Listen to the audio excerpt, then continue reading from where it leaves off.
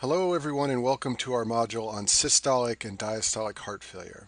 Shown on the screen are echocardiogram images from two patients of mine with heart failure. In both images you can see the left ventricle of the patient in short axis as it contracts.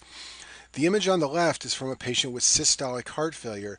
The ejection fraction of this patient is severely reduced. It may be hard to appreciate this if you're not used to looking at echocardiograms, but the amount of squeezing of that left ventricle on the left side of the screen is markedly reduced. That patient's left ventricular ejection fraction is about 10 to 15%. On the right side of the screen is an image from a patient with diastolic heart failure. The ejection fraction of the ventricle on the right side of the screen is normal at about 55 to 65%. Now, even though these two hearts look totally different, they both are from patients who have signs and symptoms of heart failure. Both of these patients have many of the signs and symptoms I discuss in the video on heart failure basics, things like pulmonary edema and elevated jugular venous pressure and dyspnea and lower extremity edema. Those symptoms are happening for very different reasons, and that's why we have two forms of heart failure. Systolic heart failure is characterized by a reduced ejection fraction as shown on the left, and diastolic heart failure is characterized by a normal ejection fraction as shown on the right. So as I mentioned on the last slide, patients with both systolic and diastolic heart failure can have the same congestive symptoms. They can have dyspnea and orthopnea and paroxysmal nocturnal dyspnea. They can have rales on physical examination, elevated jugular venous pressure, and pitting edema. The one exception are what's called low flow symptoms. These only occur in patients with systolic heart failure and only when the left ventricular ejection fraction is severely reduced.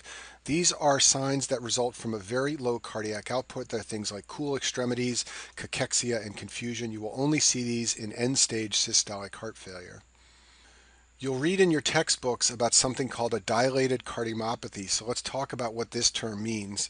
Dilated cardiomyopathy refers to systolic heart failure with left ventricular cavity dilation. When there is a reduced ejection fraction in systolic heart failure, the left ventricle often goes through a process called eccentric hypertrophy that leads to cavity dilation. And when you have the combination of a reduced ejection fraction and a dilated cavity, that's called a dilated cardiomyopathy. The reason eccentric hypertrophy occurs is as a response to volume overload. When there's chronic retention of fluid in the left ventricular cavity, it will become dilated and a process called eccentric hypertrophy will occur. Eccentric hypertrophy gets its name because the myocytes are growing in size. That's why it's called hypertrophy, but they are growing longer, not thicker. This is because sarcomeres are being added in series. If you look at the bottom of the screen on the left side, I've drawn a normal left ventricle, and you can see a normal sarcomere here. In a patient with eccentric hypertrophy, the left ventricular cavity dilates and sarcomeres are added in series. This makes the myocytes longer, and that's why the cavity becomes dilated.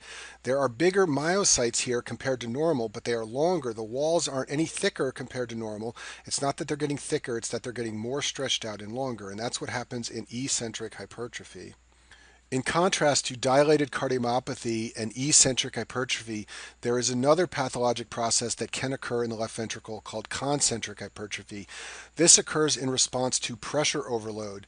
If the pressures in the left ventricle are severely elevated for a long period of time, in other words, if you have chronically, markedly elevated pressures in the left ventricle, this can lead to concentric hypertrophy. This sometimes occurs in the setting of severe untreated hypertension or aortic stenosis. In this case, the myocytes become thicker, not longer, and that's why it's called concentric hypertrophy in contrast to eccentric hypertrophy. This results in a decrease in compliance. The ventricle becomes stiff, and for that reason, this form of hypertrophy is often seen in diastolic heart failure. We'll talk more about this in a minute. So at the bottom left side of the screen, once again, is my own drawing of a normal left ventricle with a normal myocyte. In concentric hypertrophy, the cavity size actually shrinks and the walls become thicker. The reason the walls become thicker is because there's an increased myocyte size, but in this case, that's because sarcomeres are being added in parallel, not in series. This makes the walls thicker and the myocytes thicker instead of making them longer, as occurs in eccentric hypertrophy and dilated cardiomyopathy. Shown on the screen are pressure volume loops for a patient with systolic heart failure on the left and diastolic heart failure on the right. In both examples, the blue pressure volume loop is a normal patient and the red pressure volume loop is a patient with either systolic or diastolic heart failure. And we're going to go through these two pressure volume loops in detail in the next few slides because they contain all the fine details of these two disorders that you're going to be asked about on the Step 1 exam. The primary problem in systolic heart failure is a fall in contractility. That causes the pressure volume loop to switch from the blue one up here to the red one. In diastolic heart failure, on the other hand, the primary problem is a fall in LV compliance or lusitropy. Basically, the ventricle is stiff and it has problems filling with blood. That results in a change from the blue loop to the red loop shown on the right side of the screen, and we'll go through both of these in the next few slides. So let's talk about those two pressure volume loops in more detail. In systolic heart failure, just like in all forms of heart failure, systolic and diastolic, there's a decrease in the cardiac output. However, the problem in systolic heart failure is in systole. That's how it gets its name. In systolic heart failure, there's a fall in contractility, and therefore the left ventricle can't get the blood out. If you look at this pressure volume loop on the right, I talk about in the video on pressure volume loops how changes in contractility shift the end systolic pressure volume relationship. That's this dotted line right here. And what happens when there's a fall in contractility is that the line shifts to the right, as I've shown in this picture here. That changes the pressure volume loop from the blue one shown on the screen to the red one. So let's talk about what's different between the blue and the red pressure volume loop.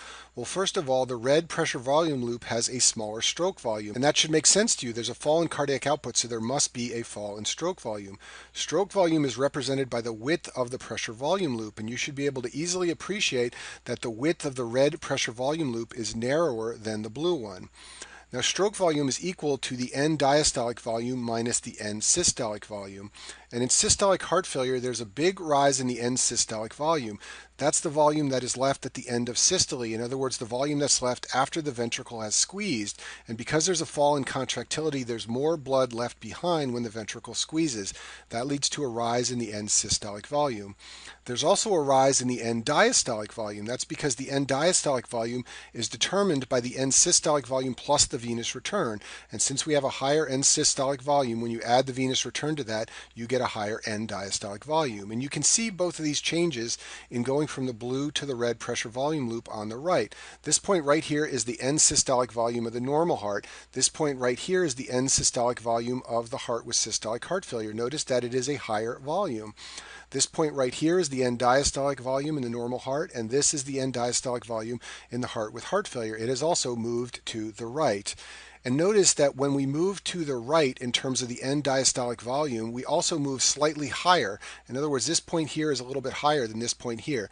That means that on the y-axis, which represents pressure, we have also gone upward slightly, and therefore in systolic heart failure, you get a rise in the LVEDP.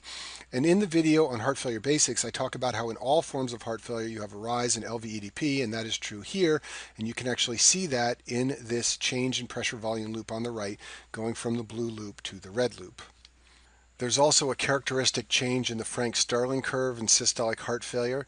I talk about Frank-Starling curves in detail in another module, but by way of review, a Frank-Starling curve shows the relationship between preload or left ventricular end diastolic volume on the x-axis and stroke volume on the y-axis. A normal curve looks something like this blue line I've shown here, and when there is a fall in contractility, as occurs in systolic heart failure, the curve shifts to the right. What this means is that for any given preload, you will get a lower stroke volume in the heart with systolic heart failure compared to normal, and that should make sense to you. There's been a fall in contractility, so for any given volume of blood loaded up into the left ventricle, you get less stroke volume when there is systolic heart failure. Now let's talk about diastolic heart failure. In diastolic heart failure, just like in systolic heart failure, there's a decrease in cardiac output. However, in diastolic heart failure, the problem is in diastole. There's been a fall in left ventricular compliance and lusitropy. The ventricle has become stiff, and therefore it cannot relax and fill with blood. There is a problem getting blood into the left ventricular chamber. In the video on pressure volume loops, I talked about how a decrease in compliance shifts the left ventricular end diastolic pressure volume relationship, which is this dotted line right here. It shifts it to the left like this, and that makes the pressure volume loop change from the blue loop, which is normal, to the red loop, which is what's seen in diastolic heart failure. So let's talk about the consequences of those changes. First of all, in diastolic heart failure, there is a small decrease in stroke volume. This is because there's a slight decrease in the end diastolic volume due to decreased filling. And this is an important distinction between diastolic heart failure and systolic heart failure. In systolic heart failure, we talked about how the end diastolic volume goes up because the chamber is congested. In diastolic heart failure, blood can't get in, so there is a small decrease in end diastolic volume. And you can see that here. This is the end diastolic volume normally. There's a small decrease in the loop from diastolic heart failure. The major consequence, however, of diastolic heart failure really has nothing to do with volumes. It's got to do with pressures. The major problem in diastolic heart failure is that there is a significant rise in the left ventricular end diastolic pressure because the ventricle has become stiff. I've cleared away my ink to show you this. So at the end of diastole in the normal blue pressure volume loop, this is the left ventricular pressure on the y-axis. When the curve shifts to the left like this, it results in a dramatic increase in the left ventricular pressure at the end of diastole. And that's the major issue in diastolic heart failure. It's not got to do with volumes, it has to do with the pressure going up in the chamber, and that leads to the signs and symptoms of heart failure. For the remainder of this module, I will talk about specific causes of systolic and diastolic heart failure. So in the case of systolic heart failure, the most common cause is myocardial infarction or coronary artery disease. In these cases, the myocytes are replaced by scar tissue after an infarction. This leads to what's known as an ischemic cardiomyopathy, where the left ventricular ejection fraction is reduced. There are, however, many causes of what's known as a non-ischemic cardiomyopathy.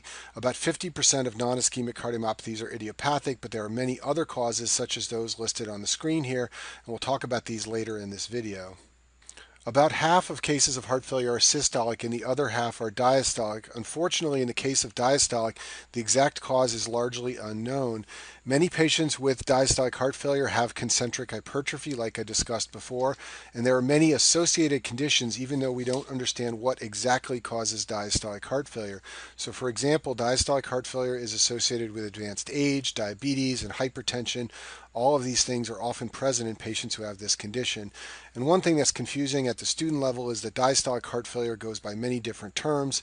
It's sometimes called heart failure with preserved ejection fraction. Some people like to call it HF2, and it's also sometimes called diastolic dysfunction. I'll go through some of the causes of non-ischemic cardiomyopathy. These are all causes of systolic heart failure. The first one is viral. A non-ischemic cardiomyopathy can follow a viral infection, especially an upper respiratory infection.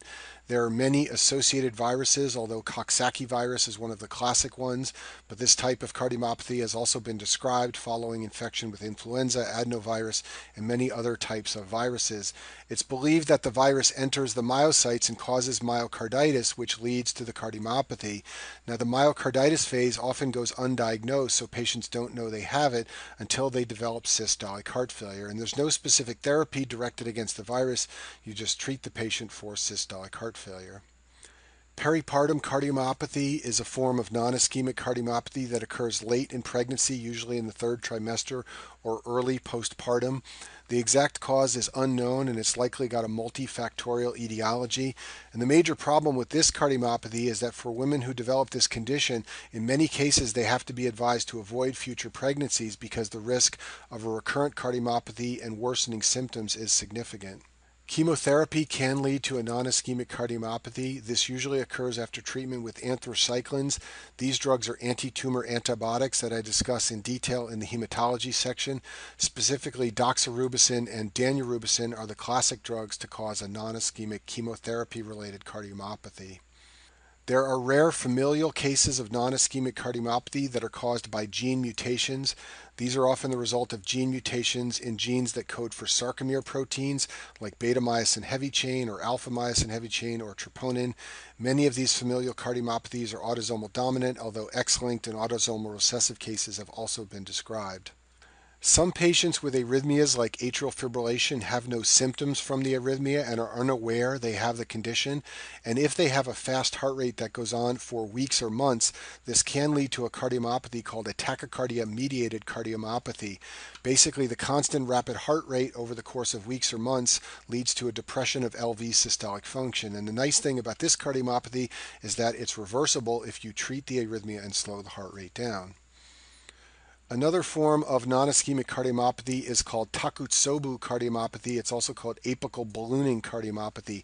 This is a stress-induced cardiomyopathy. It's very interesting. This often occurs after severe emotional distress. For example, I've seen this happen to patients after the death of a loved one. I saw it happen to one patient when her dog died. The severe emotional stress, for reasons we don't completely understand, lead to a depressed ejection fraction in a small subset of patients. These patients present to the hospital with a markedly reduced left ventricular ejection fraction and signs and symptoms of heart failure. They usually have elevated cardiac biomarkers like CK, MB, and troponin. They also have EKG changes. This will look just like an anterior myocardial infarction. However, when these patients have an angiogram, they have no coronary disease. And the good news is that these cardiomyopathies usually resolve in 4 to 6 weeks. So many of these patients have a very unfortunate emotional distress that leads to heart failure and a hospitalization, but luckily a few weeks later their left ventricular function recovers. The reason it's called takotsubo and apical ballooning is because of the peculiar pattern of depressed left ventricular function. If you look at this image at the bottom of the screen here, what happens in this cardiomyopathy is that the base of the left ventricle contracts normally. That's this thick black portion here. But the apex, which is this portion right here, does not contract at all. That leads to a pattern in echocardiogram where the apex of the heart balloons outward because it's not thickening or contracting when the base contracts vigorously. That's why it's called apical ballooning. It gets the name takotsubo because this kind of cardiomyopathy is common in Japan. And in Japan, there is an octopus trap called a takotsubo, which has a funny shape that looks just like this. And that's what the ventricle looks like when the apex balloons out and the base contracts. So therefore, it's gotten the name takotsubo cardiomyopathy. Alcohol is a well-described cause of systolic heart failure. The condition is called an alcoholic cardiomyopathy. It's usually seen among alcoholics. Chronic consumption can damage the heart. This is believed to occur due to toxic metabolites, although the pathophysiology is incompletely understood. And this can recover if people stop drinking. So one thing I do in my own practice when I meet someone with a new onset cardiomyopathy is ask them how much alcohol they consume. I'll finish with this slide and describe a rare form of heart failure called high output heart failure. This is really distinct from systolic and diastolic heart failure. This type of heart failure occurs when the heart is in overdrive, such as in a case of severe anemia or severe thyroid disease. It's also been described in cases of thiamine or B1 vitamin deficiency. It's also sometimes been described in patients who have AV fistulas, and therefore their heart is pumping vigorously to try and pump blood into the arterial system, which is then being drained by a fistula quickly into the venous system. The exact mechanism of this form of heart failure is unclear. It may be related to decreased left ventricular filling time, but the defining characteristic is a high cardiac output. I told you earlier that in all forms of heart failure there is a low cardiac output, but I actually lied. There is this rare exception, which is high output heart failure, where if you measure the cardiac output, it will be high, but nevertheless the patient has heart failure symptoms despite the absence of a low output. So the hallmark of this cardiomyopathy is a high cardiac output, yet symptoms of heart failure like high jugular venous pressure and pulmonary edema, and you're only going to see it in strange scenarios like these ones I've described on the screen here. And that concludes our video on systolic and diastolic heart failure.